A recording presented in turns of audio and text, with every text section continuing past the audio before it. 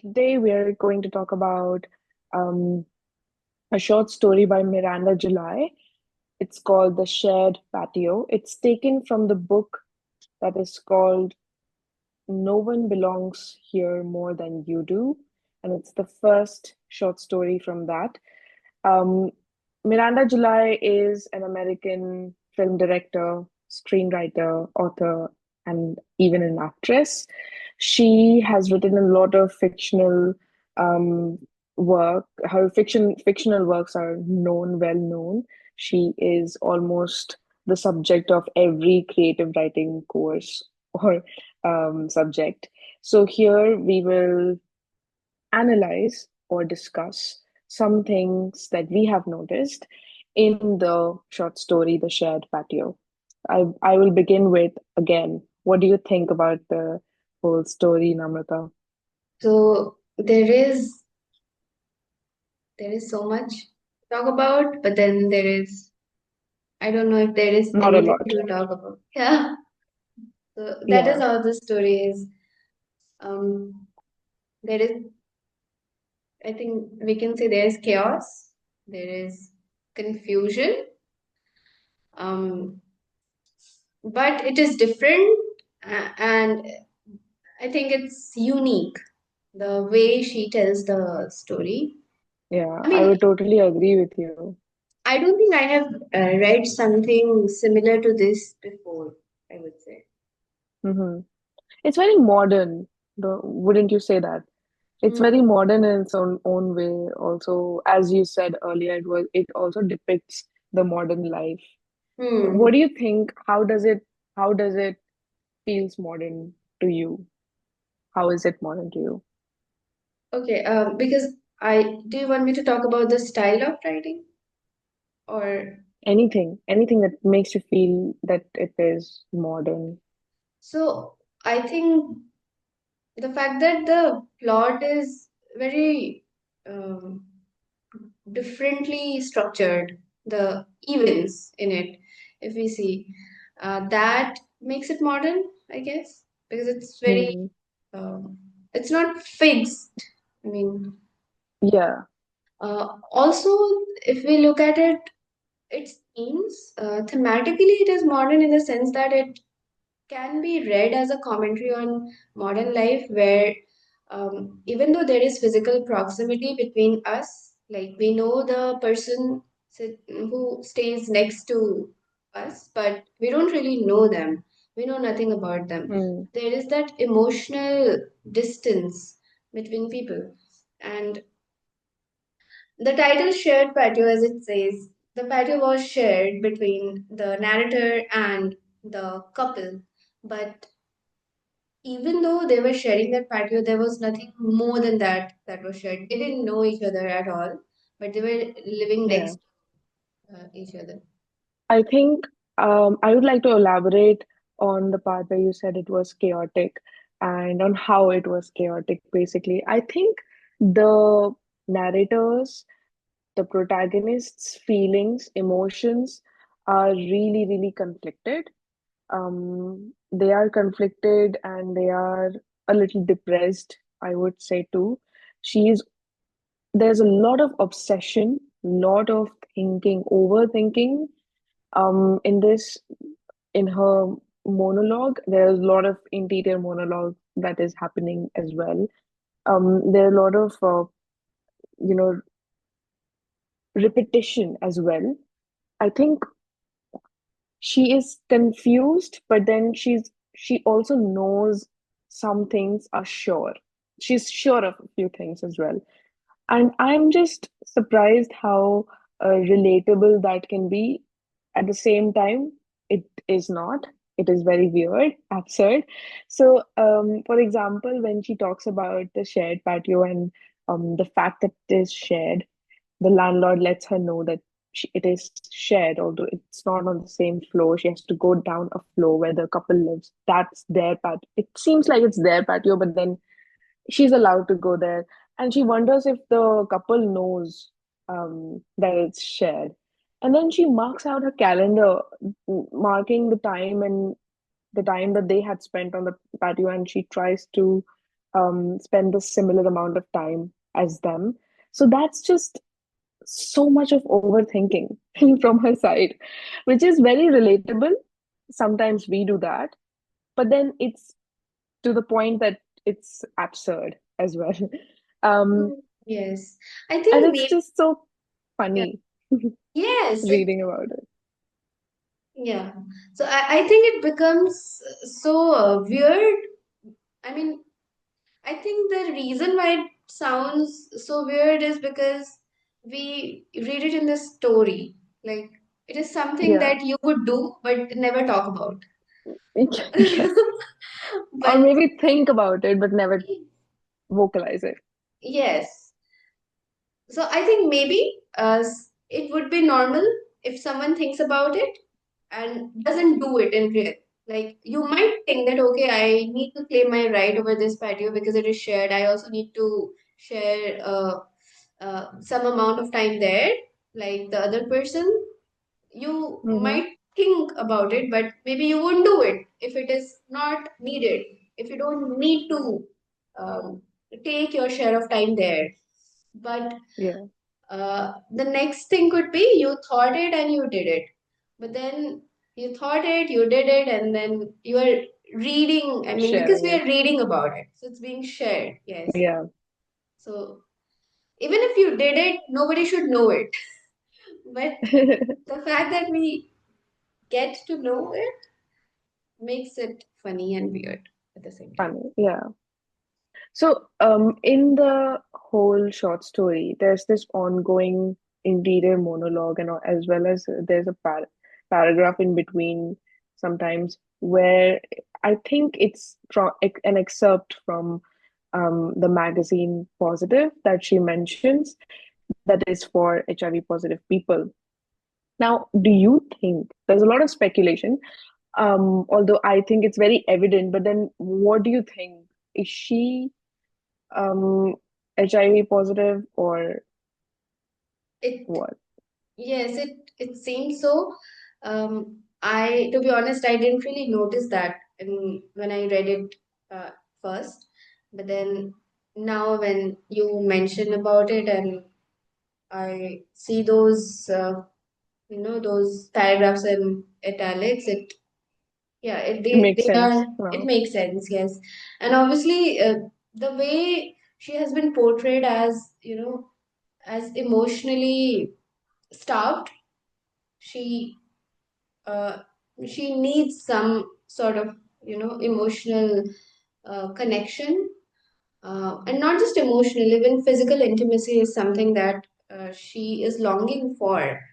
That Mm. the recurring uh, theme here.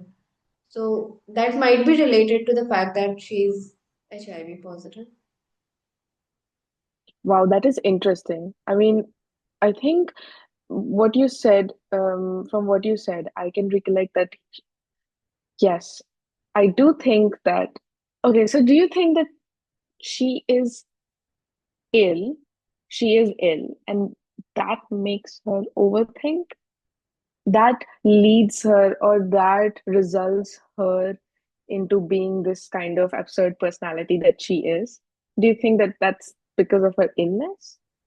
More than illness, the cure for illness, I think, could be the reason because maybe she is taking a lot of medicine and Oh, that mm, leads to that, but there's no confusion. cure.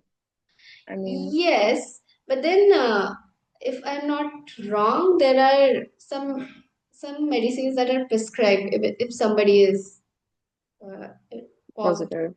Yeah, maybe it could be a result of Or the I mean, medicines.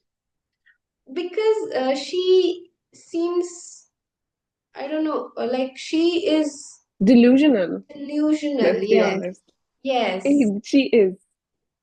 and that might come from her emotional state, her physical illness, and also from the medicines if she's taking any, I think. Mm. Um, by the way, the a few things that kind of makes it obvious for us that she is suffering. from it, the illness, according to me, is when she keeps on repeating things like, it's not your fault. She's talking to herself and she's like, it's not your fault. And then she also, in her dream, lucid dreaming, kind of, where Vincent tells her that, I know that you hang your bottom by the Mhm. side of the bathtub every night and washes it and wash them.